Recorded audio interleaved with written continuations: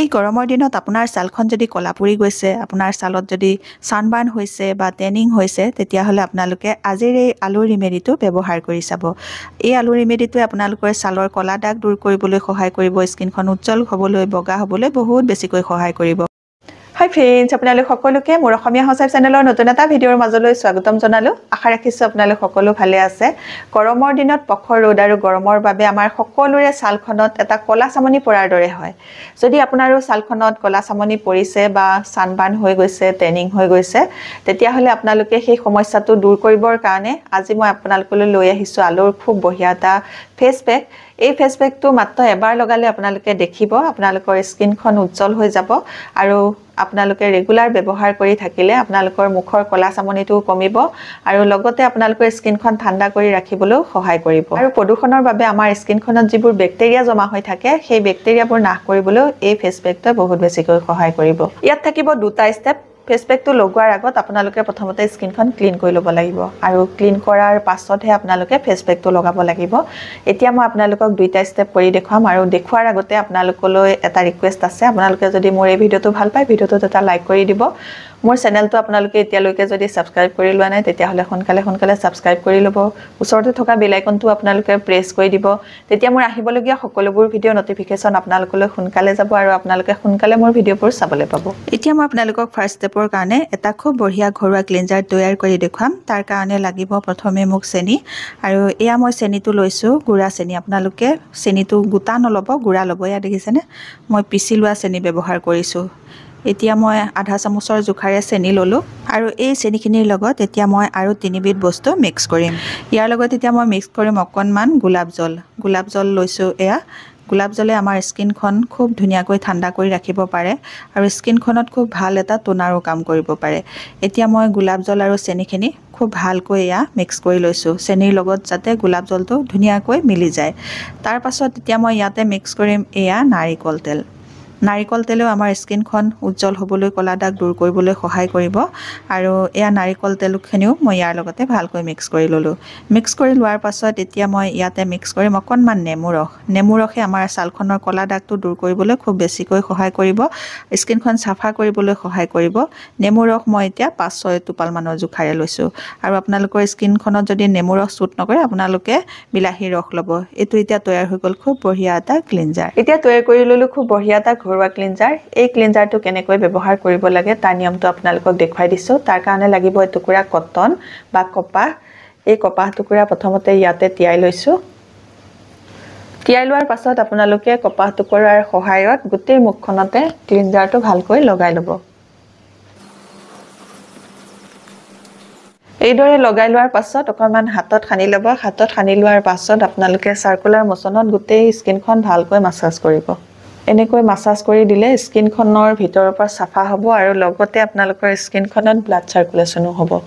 আৰু স্কিনখনত ব্লাড চাৰ্কুলেশ্যনটো যদি ভাল হৈ থাকে, তেতিয়াহ'লে আমাৰ স্কিনখন টাইট হৈ থাকিবলৈ সহায় হ'ব।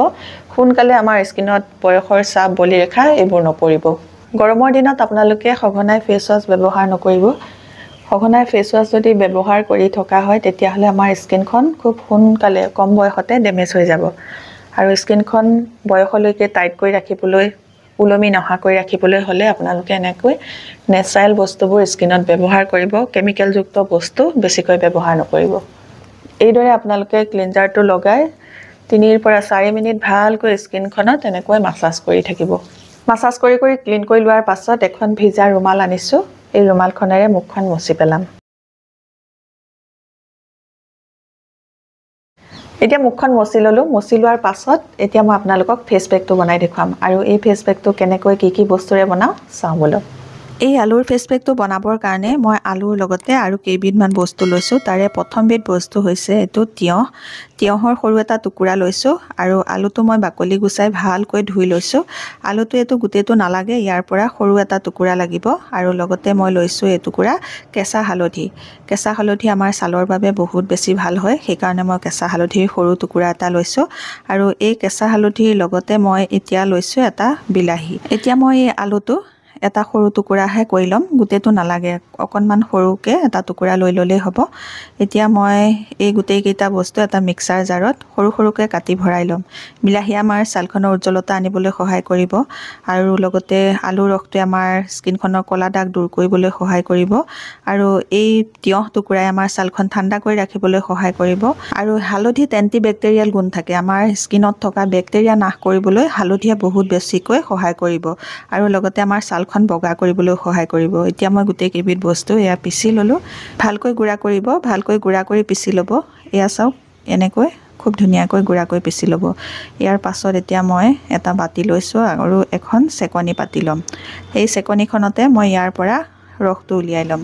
গৰমৰ দিনকেইটাত ক'ৰবালৈ ওলাই গ'লে আপোনালোকৰ ছালখন যদি ক'লা পৰি আহে বা আপোনালোকৰ ছালখনত এটা ক'লা চামনি পৰি অহাৰ দৰে হয়, তেতিয়াহ'লে আপোনালোকে ঘৰলৈ ঘূৰি অহাৰ পাছতে আপোনালোকে এই ফেচ পেকটো বনাই পেলাই স্কিনত লগাই দিব। তেতিয়া আপোনালোকৰ যিটো ক'লা চামনি পৰি আহিছে, সেই ক'লা চামনিটো এবাৰতে নাইকিয়া কৰিবলৈ সহায় কৰিব। এতিয়া মই এই ৰসখিনিৰ লগত এচামুচৰ জোখাৰে পিঠাগুড়ি মিক্স কৰি লৈছোঁ। পিঠাগুড়ি আমাৰ স্কিনৰ ক'লা দাগ দূৰ কৰিবলৈ সহায় কৰে।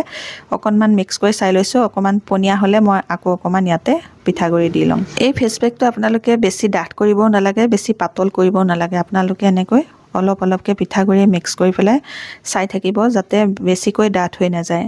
এতিয়া মই ইয়াৰ লগতে মিক্স কৰিম অকণমান এয়া মচুৰ দাইলৰ গুড়া। মচুৰ দাইলৰ গুড়াও আমাৰ স্কিনৰ ছানবাৰ্ণ দূৰ কৰিবলৈ, টেনিং দূৰ কৰিবলৈ বহুত বেছিকৈ সহায় কৰে। সেইকাৰণে মই এচামুচৰ জোখাৰে এয়া মচুৰ দাইলৰ গুড়াও দি ল'লোঁ। দি লৈ ভালকৈ মিক্স কৰি দিছোঁ। মিক্স কৰাৰ পাছত এয়া দেখিছেনে, এইটো জোখতে আপোনালোকে ফেচ পেকটো ৰাখিব। ইয়াৰ পাছত মই এতিয়া ইয়াতে মিক্স কৰিম আধা চামুচৰ জোখাৰে মৌজোল। মৌজোলে আমাৰ স্কিনখন হাইড্ৰেট কৰি ৰাখিব আৰু লগতে আমাৰ স্কিনখন উজ্জ্বল হ'বলৈ সহায় কৰিব। এতিয়া মই মৌখিনি ভালকৈ ইয়াতে মিক্স কৰি ল'লোঁ। মিক্স কৰি লোৱাৰ পাছত এইটো তৈয়াৰ হৈ গ'ল খুব বঢ়িয়া এটা ফেচ পেক। এই ফেচ পেকটো লগোৱাৰ নিয়মটো মই ভিডিঅ'টোৰ পিছলৈ দেখুৱাই আছোঁ। এতিয়া তৈয়াৰ হৈ গ'ল খুব বঢ়িয়া এটা ফেচ পেক। এই ফেচ পেকটো কেনেধৰণে ব্যৱহাৰ কৰিব লাগে তাৰ নিয়মটো আপোনালোকক দেখুৱাই দিছোঁ।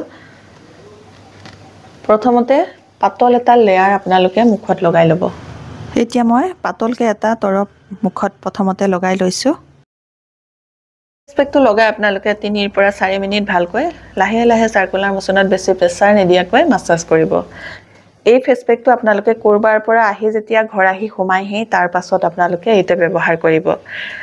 তেতিয়া আপোনালোকৰ স্কিনত লাগি অহা যিবোৰ প্ৰদূষণ, সেই প্ৰদূষণবোৰ নাশ কৰিবলৈ সহায় কৰিব আৰু ৰ'দ গৰমত ওলাই গ'লে যে আমাৰ স্কিনখনত এটা ক'লা চামনি পৰি অহাৰ দৰে হয়, সেই চামনিটো তৎক্ষণাত দূৰ কৰিবলৈ সহায় কৰিব। আপোনালোকে ক'ৰবালৈ যোৱাৰ আগতে এই ফেচ পেকটো বনাই ফ্ৰিজত ভৰাই থৈ যাব আৰু ঘূৰি আহি আপোনালোকে এই ফেচ পেকটো লগাই দিব। তেতিয়া আপোনালোকৰ স্কিনখনো ঠাণ্ডা হৈ থাকিব আৰু লগতে আপোনালোকৰ স্কিনত লাগি অহা প্ৰদূষণো দূৰ হ'ব আৰু স্কিনখনত হৈ অহা ক'লা চামনি যিটো, সেইটো কমিবলৈ সহায় হ'ব। বাকী থকা যিখিনি ফেচ পেক ভালকৈ এটা ডাঠ প্ৰলেপ মুখত লগাই দিব লাগিব। 2 নম্বৰ প্ৰলেপটো এনেকৈ ডাঠকৈ লগাই দিলে অলপ বেছি সময়ৰ কাৰণে আমাৰ স্কিনতে ফেচ পেকটো লাগি থাকিব, সোনকালে শুকাই নাযাব। 2 নম্বৰ প্ৰলেপটো এতিয়া মই লগাই ল'লোঁ। এনেকৈ লগাই লোৱাৰ পাছত আপোনালোকে 20 মিনিট ৰাখিব। 20 মিনিট পাছত আপোনালোকে ঠাণ্ডা পানীৰে মুখখন ধুই দিব। মুখখন ধোৱাৰ পাছত আপোনালোকে প্ৰথমতে অকণমান গোলাপ জল মুখত লগাই ল'ব।